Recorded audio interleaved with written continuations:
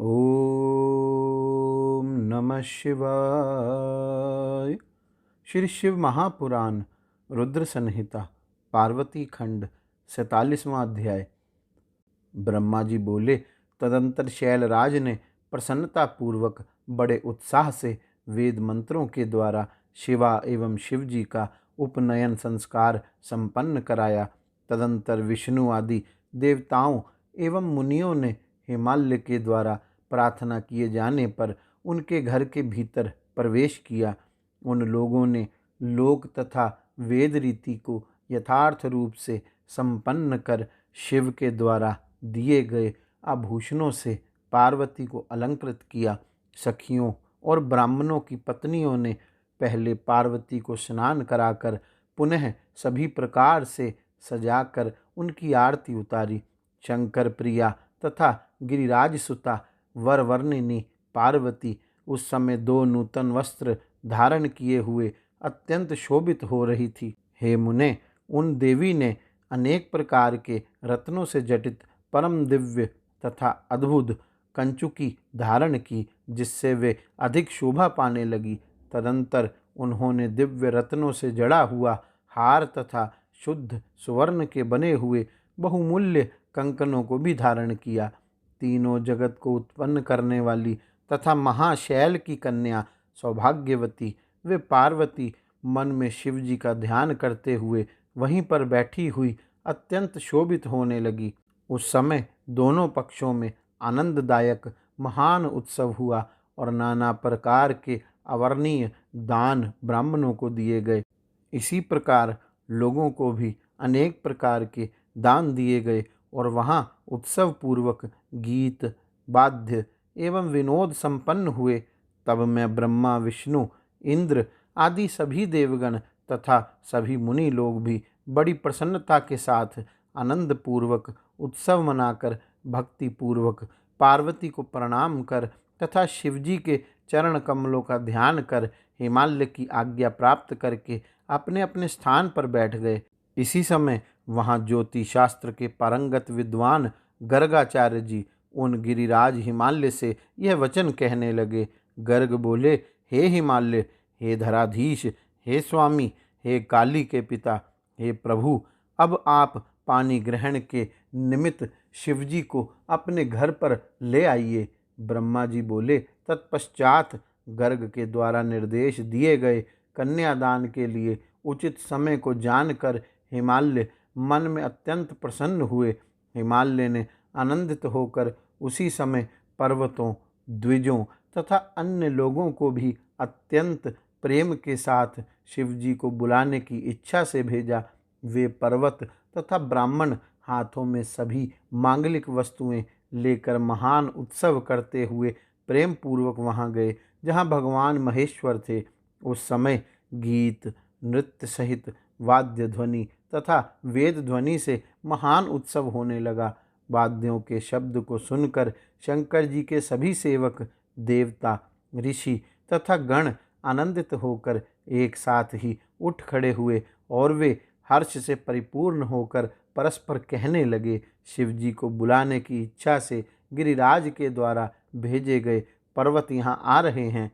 निश्चय ही पानी ग्रहण का काल शीघ्र उपस्थित हो गया है, अतः सभी का महाभाग्य उपस्थित हो गया है, ऐसा हम लोग मानते हैं।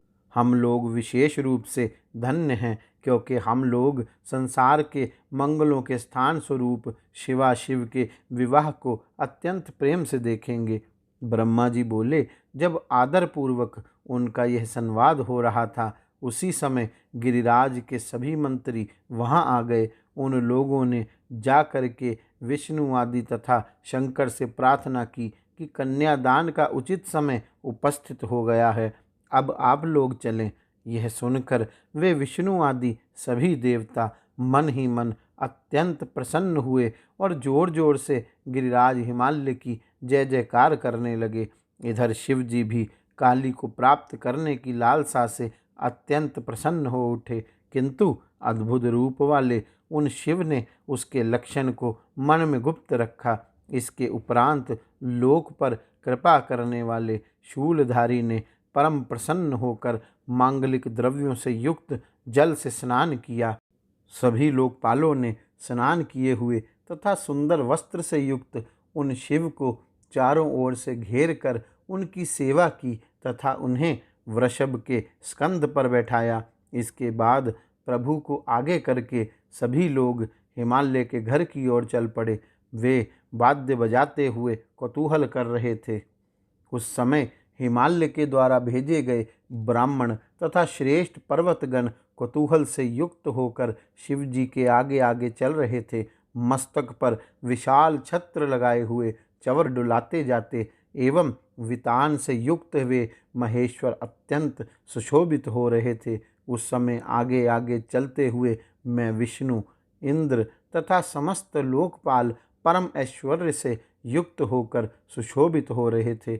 उस महोत्सव में शंख, भेरियां, नगाड़े, बड़े बड़े ढोल तथा गोमुख आदि बाजे बार बार बज रहे थे। सभी गायक भी मंगल गीत गा रहे थे तथा सभी नर्तकियां अनेक प्रकार के तालों के साथ नाच रही थी।